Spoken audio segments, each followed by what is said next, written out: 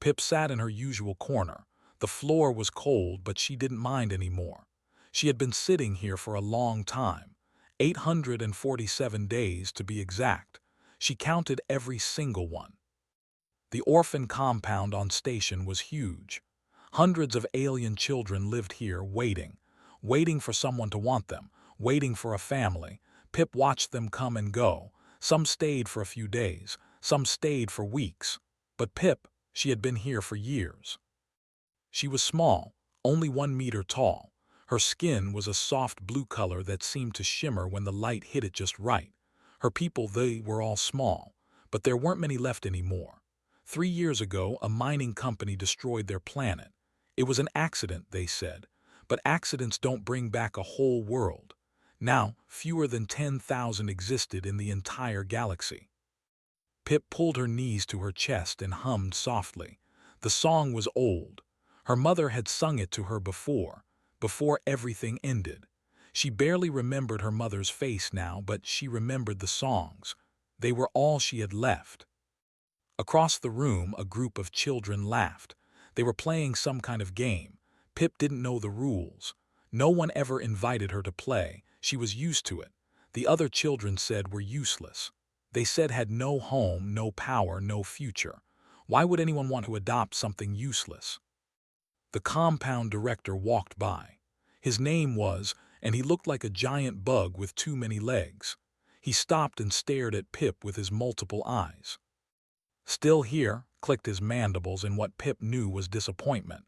You cost too much food, too much space. Maybe we should send you to a work facility instead. Pip said nothing. She had learned not to speak unless spoken to directly. She just kept humming her song very quietly.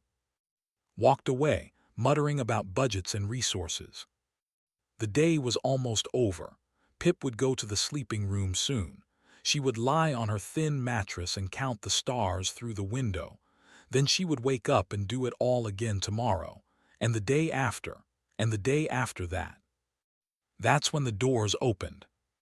A human walked in. Pip had seen humans before.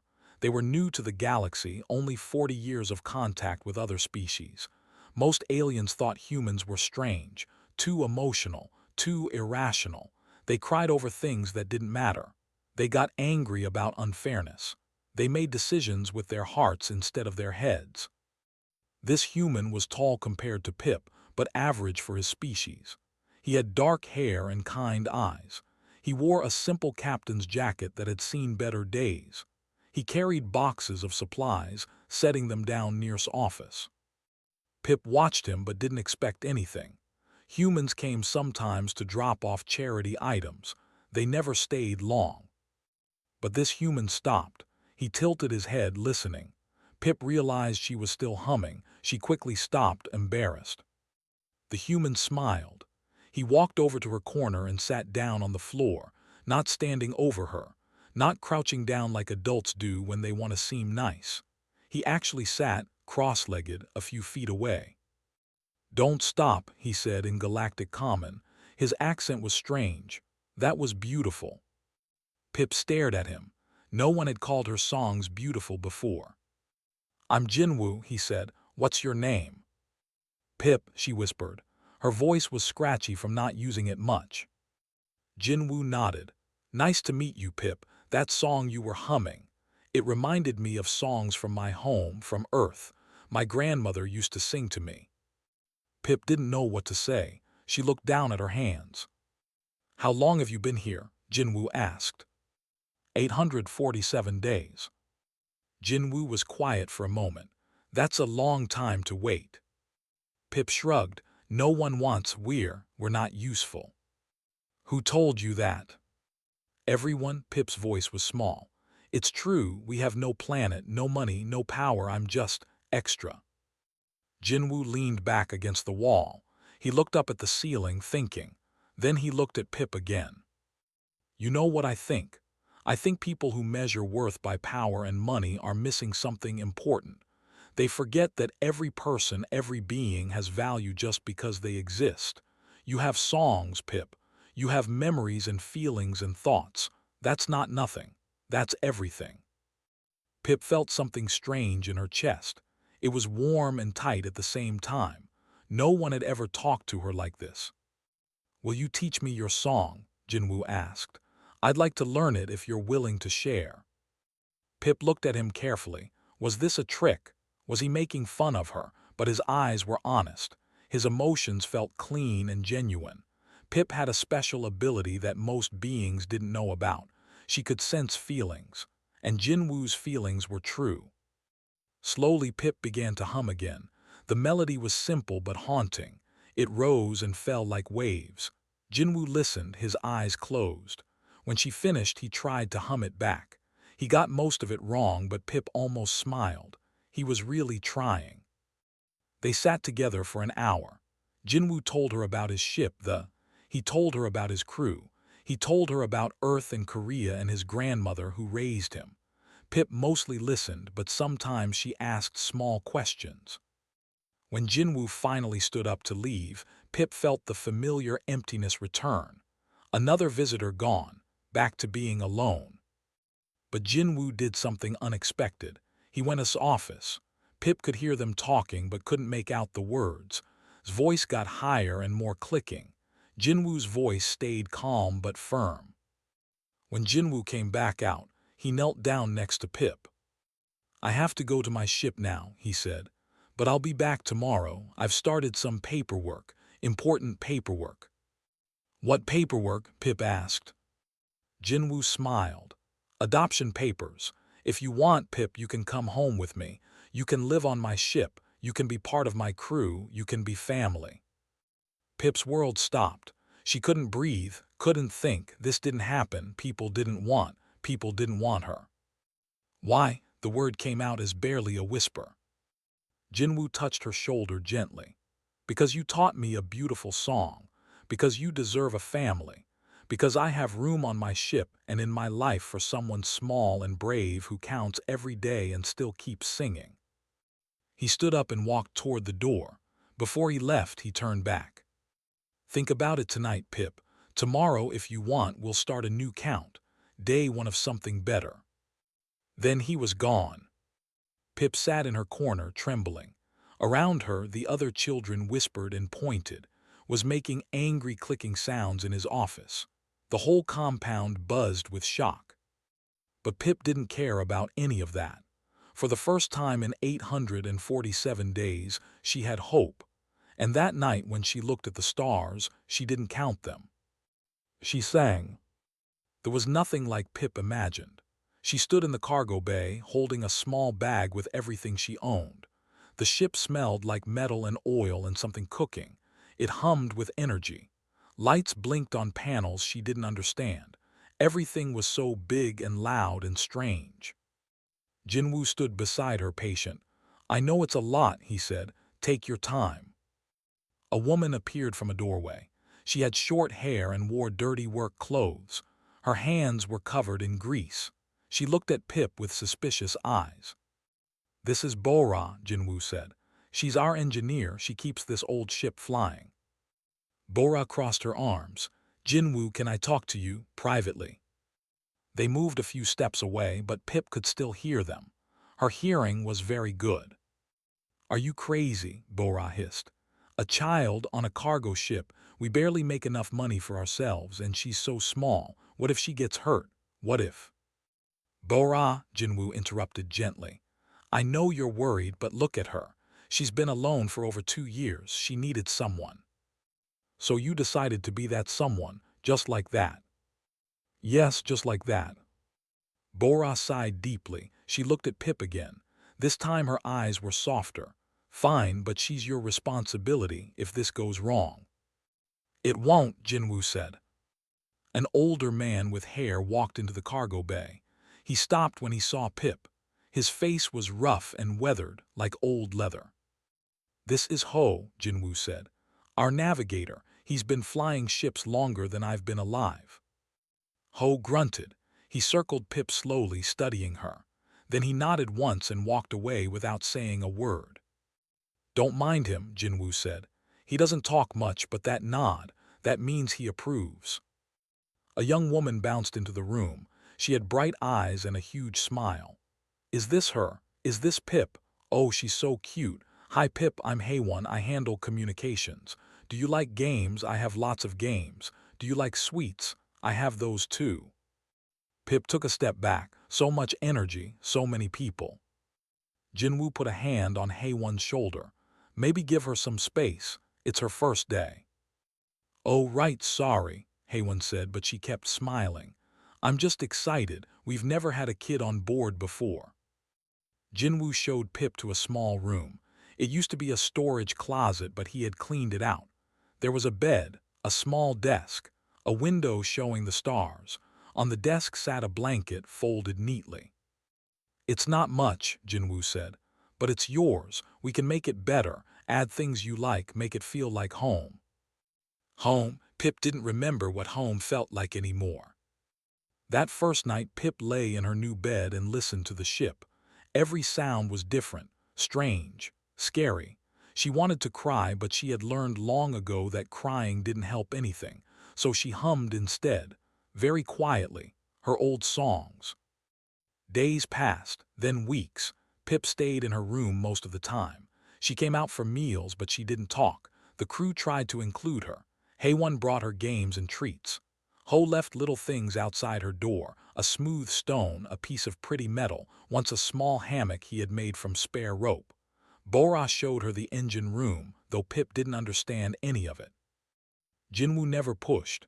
He would sit with her during meals and talk about simple things, the stars they passed, the planets they visited, stories from Earth. He never asked her to talk back, he just talked like she mattered. 6 weeks after Pip arrived, something went wrong. The ship jumped into FTL, faster than light travel. Pip's translator device, the small thing behind her ear that helped her understand other languages, started making a terrible noise. Then it sparked. Then it stopped working completely. Pip screamed. Suddenly, she couldn't understand anything. Jinwoo's mouth moved, but the sounds meant nothing. Bora was there trying to help, but Pip couldn't understand her either. The world became noise and confusion and terror. She ran to her room and hid under the bed, shaking. Her songs couldn't help her now. She was alone again, trapped in silence. Jinwoo came to her room. He lay down on the floor next to the bed, not trying to pull her out. He started drawing on a piece of paper, simple pictures, a ship, a sun, a smiley face. He pushed the paper under the bed where Pip could see it. Then he drew himself and Pip holding hands. He drew a heart.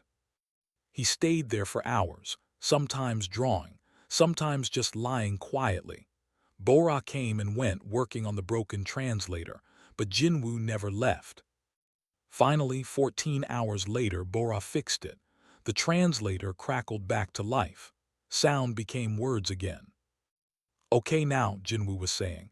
You're safe, I'm here, you're not alone. Pip crawled out from under the bed. She was exhausted and scared, and her eyes hurt from crying. But Jinwoo had stayed. He had stayed the whole time. Why? She asked, her voice rough. Why what? Why did you stay? I'm broken, the translator broke, I'm too much trouble. Jinwoo sat up and looked at her seriously. Pip, listen to me. You are not broken, a device broke, a thing.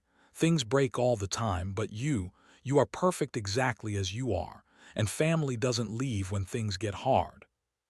That word again, family. 3 months passed. Pip slowly came out of her shell. She started helping around the ship. She was small, which meant she could reach places the others couldn't. Tight spaces between pipes, narrow gaps in the walls. She became useful, and that felt good. But something else happened too. Pip discovered she could feel when something was wrong with the ship. The engines would start to hurt before they broke down. She could sense it. When she told Bora, the engineer was amazed. You can feel the ship's emotions? Bora asked. I can feel everything's emotions, Pip admitted. It's something can do. I feel what people feel, and big machines. They have feelings too, kind of. They get tired or angry or happy. This changed everything. Pip became their early warning system. She saved them from 3 different engine failures. She could tell when HFY was sad even when HFY pretended to smile. She helped Ho when he was stressed about navigation. The crew started calling her their little fortune. She wasn't just cargo anymore. She was crew. One evening, 6 months after her adoption, Jinwoo sat alone in the observation deck. Pip found him there. He looked sad, staring at the stars. A cargo deal had fallen through. They lost a lot of money. The crew was worried. Pip felt their stress like a weight on her chest. She sat next to Jinwoo silently. Then she started to hum, her old songs, her mother's songs. Jinwoo listened. After a while he spoke. "My grandmother raised me," he said. "My parents died when I was young. She was old and poor, but she gave me everything. She sang to me every night, songs like yours. I didn't understand back then that she was keeping our culture alive through music. I just knew I felt safe when she sang." Pip kept humming. "She told me that family isn't about blood. It's about who stays when things get dark, who sings with you when the world is quiet." Pip stopped humming. She looked at Jinwoo with her big eyes. She started, scared to finish. "Am I really family?" Jinwoo smiled. It was a sad smile, but true. "You've been family since the moment you taught me your first song, before the paperwork, before the ship. The moment you trusted me enough to share something precious. That's when you became my daughter." Daughter, not cargo, not crew, daughter. Pip felt something break inside her chest, but it wasn't bad.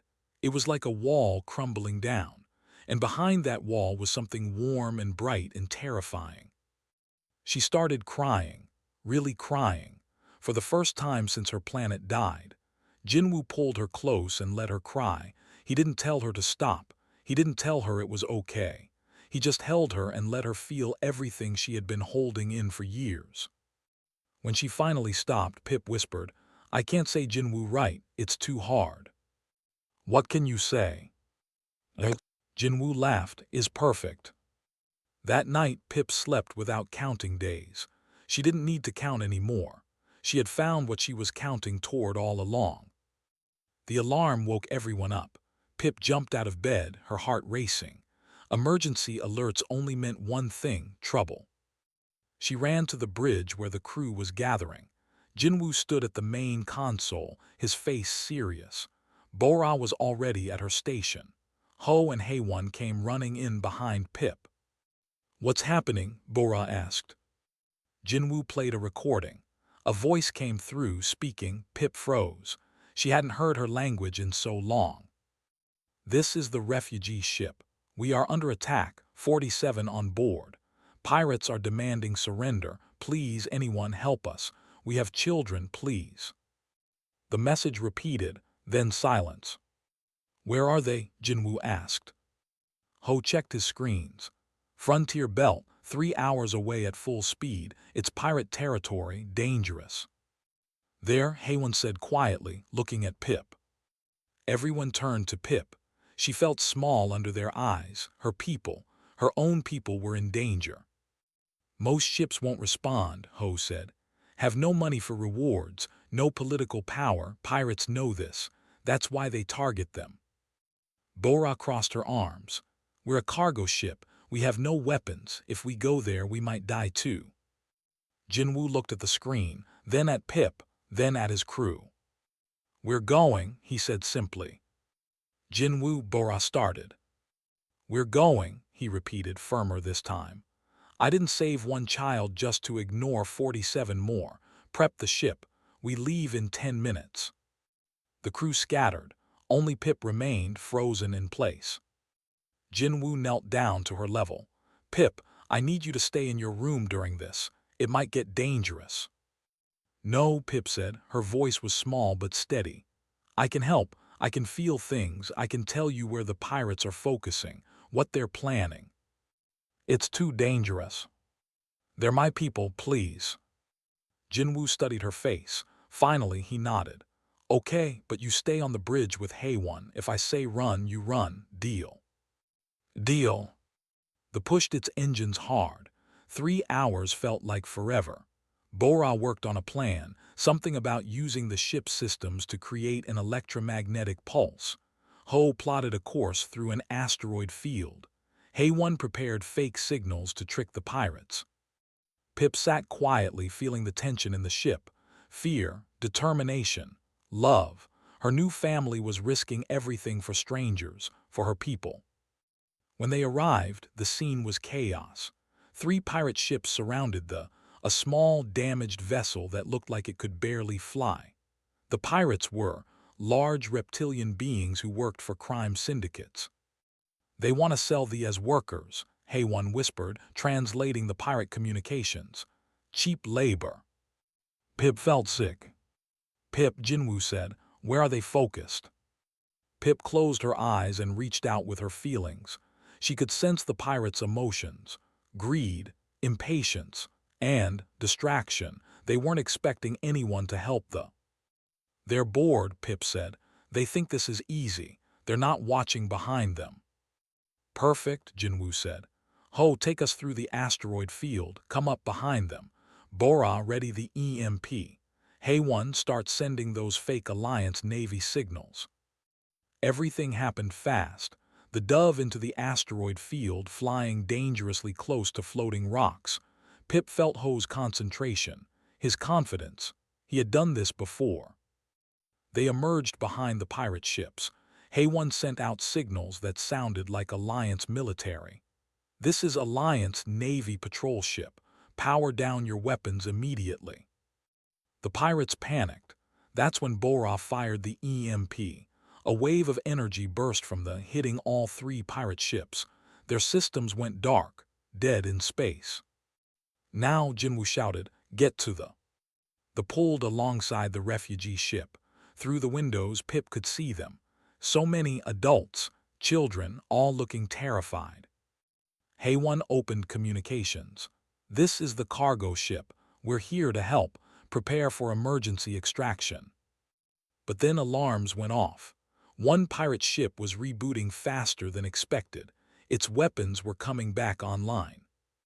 "They're targeting us," Bora yelled.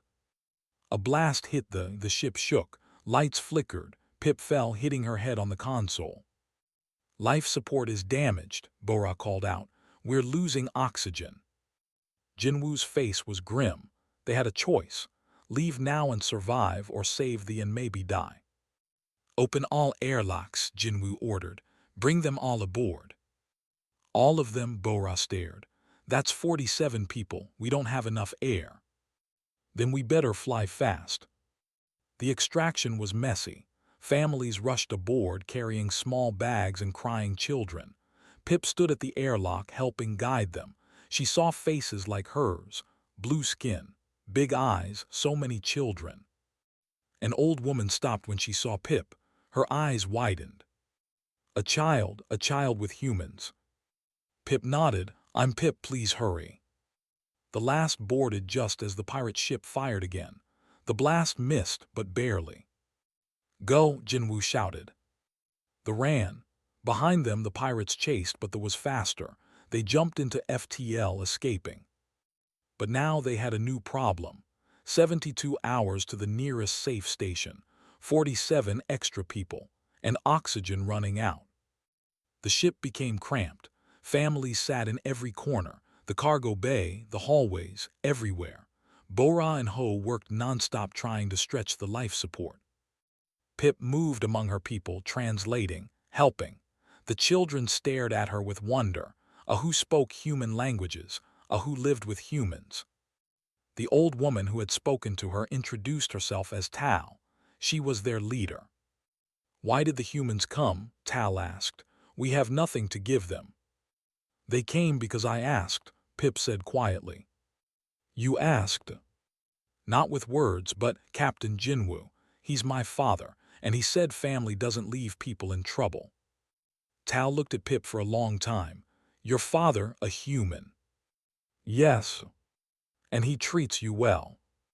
Pip thought about 14 hours lying on a floor during a panic attack, about being called daughter, about songs and stars and feeling safe for the first time in years. "He treats me like I matter," Pip said. Word spread among the whispers. A human adopted a human risked his ship to save strangers. The oxygen levels dropped, 48 hours left, then 36. Everyone was breathing carefully, trying not to panic, and humans worked together. They were good with machines, fixing things the humans couldn't reach. Pip's ability helped. She could feel when someone was getting too scared or too tired. She would go to them and hum her songs. They knew these songs. Soon, others joined her, old voices singing old melodies. The human crew heard the music and felt calmer too. Even though they didn't understand the words, they understood the feeling. Hope, survival, together. 12 hours left. The air was thin. Everyone was dizzy, but the station was close now. "We're going to make it," Jinwoo said. His voice was weak but certain. 4 hours later, they docked at Station 7. Alarms went off as the station crew saw 72 people stumbling out of a ship meant for 5. Medical teams rushed in. Oxygen tanks appeared. People gasped and cried and held each other. The Alliance Navy arrived, having tracked the pirate ships. They arrested the who had followed they were safe. Tao found Jinwoo in the medical bay. He was breathing oxygen, exhausted but alive. Pip sat next to him, holding his hand. "Why?" Tal asked. "Why did you risk everything?" Jinwoo looked at Pip. He smiled tiredly. "Because someone once asked me to learn their song," he said, "and I couldn't let the music die." Tal's eyes filled with tears. She bowed deeply, the traditional gesture of greatest respect. News of the rescue spread. The 47, they called it, one human crew saving 47 lives. Some species praised them. Others called them fools who got lucky. But something changed that day. The scattered and broken started to hope again. If one human cared this much, maybe they weren't as forgotten as they thought. And Pip, sitting in the medical bay holding her father's hand, realized something important. She wasn't unwanted anymore, and neither were her people. The music had survived, and it was only getting louder. The news traveled faster than Jinwoo expected. Within days, every station and planet knew about the 47. Video footage showed the rescue. Images of children breathing oxygen tanks went viral. And at the center of every story was Jinwoo, a human cargo captain, and Pip, his adopted daughter. The crew returned to after 2 weeks of repairs. The ship looked better than before. Station 7 had fixed everything for free. "For heroes," the station master said. Jinwoo didn't feel like a hero, he just felt tired. But things had changed. Messages flooded in, some were kind. "You showed the galaxy what humanity means, thank you." Others were cruel. "Stupid humans risking everything for worthless, you should have died." The worst messages came from corporations, big companies that controlled trade routes and cargo contracts. They didn't like what Jinwoo did. They didn't like that he made them look bad. 1 month after the rescue, Jinwoo got a message. 3 of his biggest clients canceled their contracts. No explanation, just cancellation notices. Bora found him in the cargo bay, staring at his data pad. "How bad?" she asked. "Bad, we've lost 70% of our business." "Because of the rescue?" Jinwoo nodded. They don't want a captain who goes off route for rescues. They want reliable cargo movers, not heroes. Bora sat down next to him. "So what do we do?" "I don't know." That night at dinner, the crew was quiet. Even Haewon didn't smile. They all knew the ship couldn't survive without income. They had enough money for maybe 3 months. Then they would have to sell the... Pip felt their worry. It sat heavy in her chest. She pushed her food around her plate. "Is it my fault?" she asked quietly. Everyone looked at her. "Is what your fault?" Jinwoo asked. "The money problems. If you didn't adopt me, you wouldn't have saved those. Then the companies wouldn't be mad." "Pip, maybe I should go. Maybe if I leave, they'll give you the contracts back." "Absolutely not." Jinwoo's voice was firm. "Pip, look at me." She looked up with wet eyes. You are my daughter. That's not changing. Not for money, not for anything. We'll figure this out together. As a family. But, no buts, we made the right choice. Sometimes the right choice is expensive. That's okay. 2 months passed. Things got worse. More contracts fell through. Other ships stopped talking to them. They became known as that emotional human ship. In the galactic business world, emotional was an insult. Then the Alliance Navy sent an official message. A representative came to meet Jinwoo at station, the same station where he had found Pip. The representative was a tall alien with too many arms. Captain Park Jinwoo, the representative said, the Alliance has a proposal for you. They sat in a fancy office. The representative pulled up documents on a screen. Your rescue operation was impressive.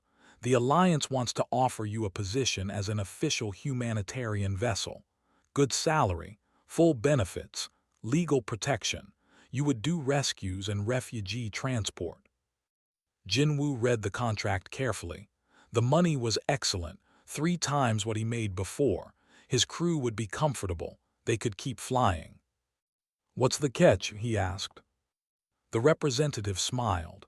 No catch, just standard Alliance regulations. Your crew would need military training. Your routes would be assigned. And, he paused, your daughter would need to be placed in a proper care facility. Jinwoo's blood went cold. What? The child, Pip, correct. A military vessel is no place for a child. The Alliance has excellent facilities where she would be with others of her species. Proper education, proper socialization. She's my daughter. Yes, and we respect that. But surely you want what's best for her. With others, she could preserve her culture, learn her people's ways. Jinwoo stood up. This meeting is over. Captain, think about this. I said we're done. Jinwoo walked out. His hands were shaking with anger. They wanted to take Pip. They wanted to fix his family. When he got back to he found Pip in the observation deck. She looked small and scared. I heard, she said quietly. I was listening on the comms. Jinwoo sat beside her. Pip. You should take it. What? The job, the money. It's good for you, for everyone. Not without you. I heard them, they have other kids. I could learn things about my people, and you could have a good job. Jinwoo pulled her into a hug. Listen to me very carefully. You are not going anywhere. We are a family. That means we stay together. No amount of money is worth losing you. But the ship is just a ship. You are my daughter. There's no choice here. There never was. Pip cried into his shoulder, but these were different tears. Relief, love, belonging. The next day, Jinwoo sent his response to the Alliance. No. The news spread quickly. Human captain refuses Alliance job to keep alien daughter. Some people called him a fool, others called him stubborn, but something unexpected happened. Messages started coming in. Different messages. Small donations from individual people, not corporations, not governments, just people. 5 credits from a refugee on a mining station. Thank you for showing us kindness matters. 10 credits from an orphan who got adopted last year.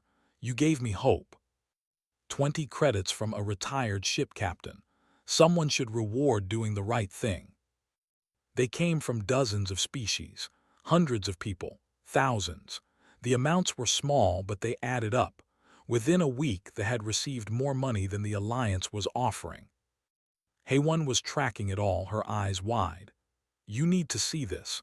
There's a whole network forming. People are calling it the Foundation. They're organizing help for refugees and adoptions and rescue missions. I didn't start a foundation, Jinwoo said. You didn't have to. You started something better, an idea, that family and kindness matter more than profit. More human ships started following this example. They helped stranded ships. They rescued people in trouble. They adopted orphans of different species. The corporations hated it, but they couldn't stop it. Pip watched it all happen. She was 7 cycles old now, almost 8. She had changed. She was confident. She could speak 3 languages fluently. She helped negotiate between species because her emotion sensing made her good at understanding what people really wanted. Others started reaching out to her. Since the 47 rescue they were organizing, they wanted to build a new community, a new home. Tal, the elder from the, was leading the effort. She contacted Jinwoo with an exciting message. "We found a moon," she said through the video call. "Unclaimed, suitable for life. The Alliance agreed to let us settle there. It will be new, a home for our people." Pip's eyes were huge. A world. "Yes, and Captain Jinwoo, we want to hire the to help transport from across the galaxy to New. We can pay. The Foundation has raised money for us." Jinwoo smiled. "We'd be honored." Over the next months, they became a transport ship. They traveled to distant stations and hidden colonies, gathering. Each trip brought more of Pip's people together. She met thousands of. They all knew her story. The unwanted orphan who found a human father. She became a symbol, hope that they could rebuild, hope that family could cross species, hope that being small didn't mean being worthless. But not everyone was happy about New. The corporations that used as cheap labor were losing workers. They didn't want them to have power or unity or a home. They wanted them scattered and desperate. 3 weeks before the official founding ceremony of New, Jinwoo received a threat. Anonymous, untraceable. Cancel the settlement or face consequences. He showed it to the crew. They sat around the table in the galley, serious.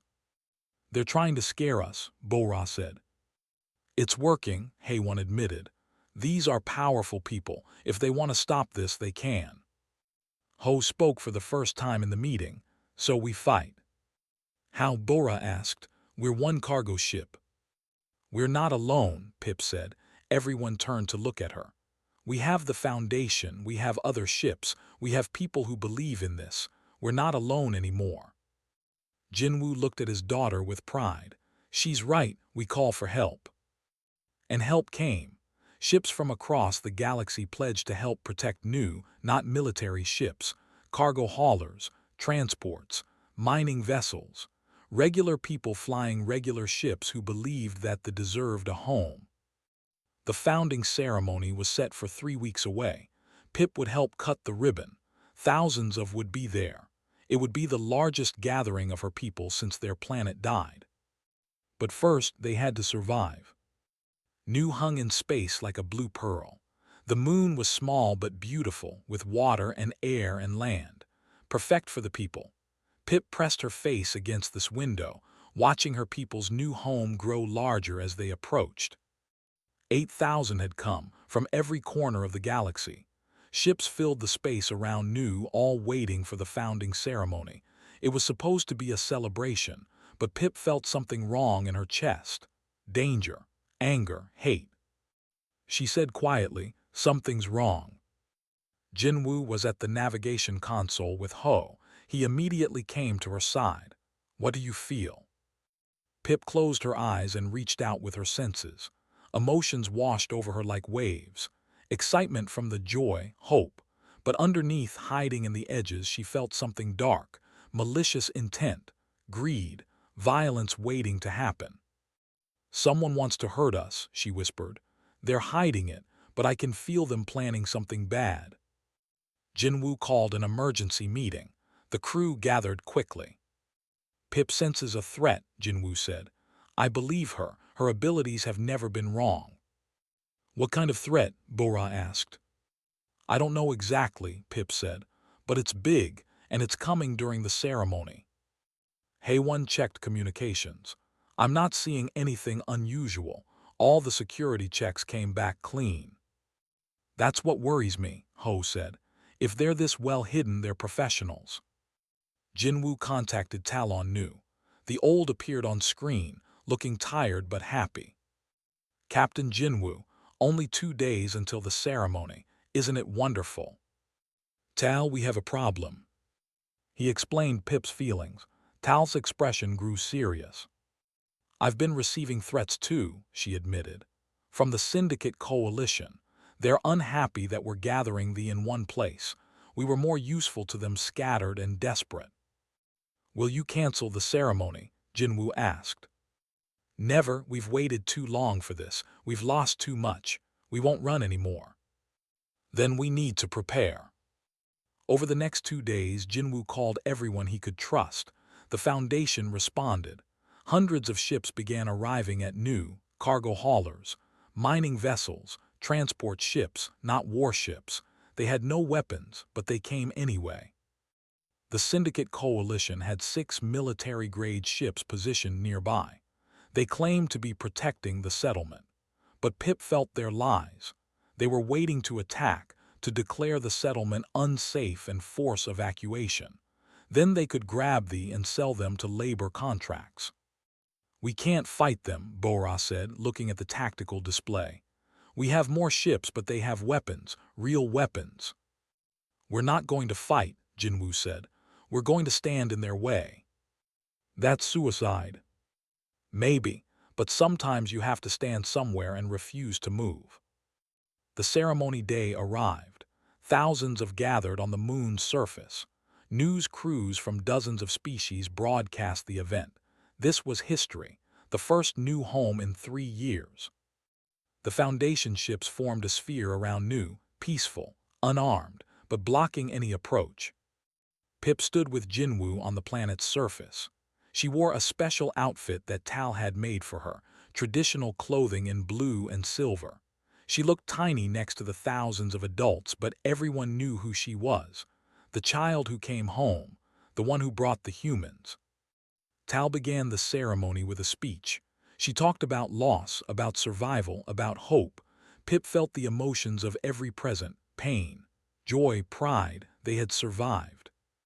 Then the Syndicate made their move. The 6 warships powered up weapons, a message broadcast across all frequencies. This settlement is in violation of safety codes. We are authorized to evacuate all persons immediately. It was a lie. Pip felt their real intentions. They would evacuate the strait to labor camps. The Foundation ships didn't move. They stayed in position, blocking the warship's approach. Move or be destroyed, the Syndicate commander threatened. No one moved. Pip watched from the surface. She could feel Jinwoo's fear, Bora's determination, Ho's calm acceptance, Haewon's desperate hope, all the crews up there ready to die to protect people they didn't even know. That's when Pip had her idea. Tal, she said urgently, gather everyone, I need them to sing. Sing now. Trust me, please. Tal called out in. The crowd turned, confused. Pip climbed onto a platform where everyone could see her. I know you're scared, Pip said in, her voice amplified across the gathering. I was scared too. When I sat in that orphan compound for 847 days, I was scared no one would want me. I was scared I would be alone forever. The crowd was silent, listening.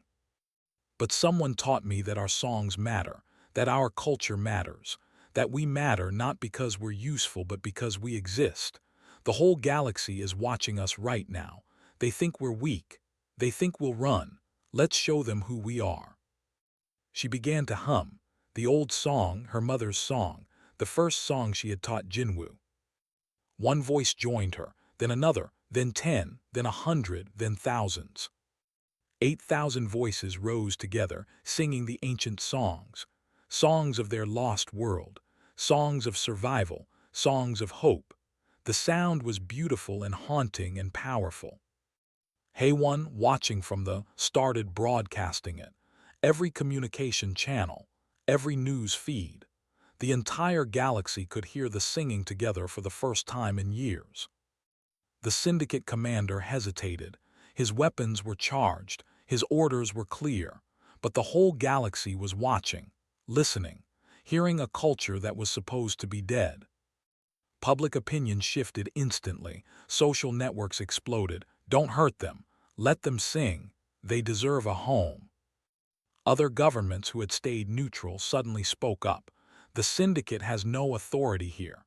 We recognize this settlement is legal. The music changed everything. It wasn't a military threat. It wasn't a political argument. It was just music, pure emotion, pure culture, pure existence. And the Syndicate couldn't fight it without looking like monsters. The warships powered down weapons, slowly, reluctantly, then they left. The blockade had worked, the songs had worked, Nu was safe. The crowd erupted in celebration. Children jumped and danced. Adults cried and hugged. The Foundation ships sent congratulations across every channel. Tal pulled Pip into a tight hug. "You did it, little one. You saved us all." "We saved us," Pip corrected. "All of us together." The ceremony continued. This time without threats. Tal cut the ceremonial ribbon, officially founding Nu. Then she called Jinwoo and Pip to the stage. "This human risked everything for our people," Tal announced. "He saw worth where others saw waste. He chose family over profit. He taught us that we matter." She presented Jinwoo with a crystal. "Honorary citizenship. You will always have a home here." Then she turned to Pip. "And you, little daughter, you were unwanted, forgotten, but you never forgot who you were. You kept our songs alive. You brought us together." Tal placed a silver circlet on Pip's head. "First daughter of Nu, not a position of power but of honor. You represent what we survived and what we became." Pip felt emotions from 8,000 people. Love, gratitude, pride. She started crying. After the ceremony, Jinwoo and Pip sat on a hill overlooking the new settlement. Ships were landing. Families were claiming homes. Children were playing. Life was beginning. "Are you happy?" Jinwoo asked. Pip thought about it. "I have 2 homes now, Nu and the." "Which one do you want?" "Both. Is that okay?" Jinwoo smiled. "That's perfect. We'll come back often, help your people settle, but the is still our ship, our home." "Promise." "Promise." Pip pulled out a small instrument, a flute that Tal had given her. "I wrote a song, want to hear it?" "Always." She played. The melody was strange. Part something else. Korean folk music mixed with alien rhythms. 2 cultures blended into something new. When she finished, Jinwoo had tears in his eyes. "What do you call it?" he asked. "The Song of Being Found," Pip said. 5 years passed. Nu grew to 30,000 people. It became a center for culture and art. Other species visited to hear the music and see the settlement that refused to die. Pip was 13 cycles old now, almost as tall as Jinwoo's shoulder. She split her time between the and Nu. She had become a bridge between species, a cultural ambassador. She spoke 7 languages. She had written dozens of songs. But she never forgot where she came from. Once a month she visited the orphan compound on station. Not as a forgotten child, but as a teacher. She sat with the unwanted kids, the ones no one chose, the ones who counted days. This morning, she sat in her old corner, the same spot where she had waited 847 days. A group of children gathered around her, different species, different backgrounds, all unwanted. "The galaxy will tell you you're too small to matter," Pip said softly. "They'll say you're useless, worthless, extra." The children nodded. They had heard this before. "But I learned something from my human father," Pip continued. "Size doesn't determine worth. Power doesn't determine value. You matter because you exist. Your songs matter. Your stories matter. You matter." She pulled out her flute. "Let me teach you a song." She began to play, the Song of Being Found. The children listened. Then one started humming along, then another. The music spread through the compound, small voices singing together, creating something beautiful from pain. Jinwoo watched from the doorway. Bora stood beside him, now his wife. Haewon held her own adopted child, a small alien from a dying species. Ho had finally smiled, teaching navigation to refugee children. The Foundation had helped thousands of beings find homes. Dozens of ships now followed their example. The galaxy was slowly changing, becoming kinder, more compassionate. all because one human decided to learn a song. Pip finished playing and looked at the children. Who wants to hear a story about the day I was adopted? Every hand went up. She smiled. It started with a question, a simple question that changed everything. A human asked me, "Will you teach me your song?" As Pip told her story, Jinwoo stepped outside. He looked up at the stars. Somewhere out there, his grandmother was watching. She would be proud. He had remembered her lessons about family and kindness and doing the right thing even when it was hard. Inside, the children laughed. Pip's voice rose and fell, telling them about hope, about finding family, about being unwanted until someone saw your worth. The music lived on, and the galaxy listened.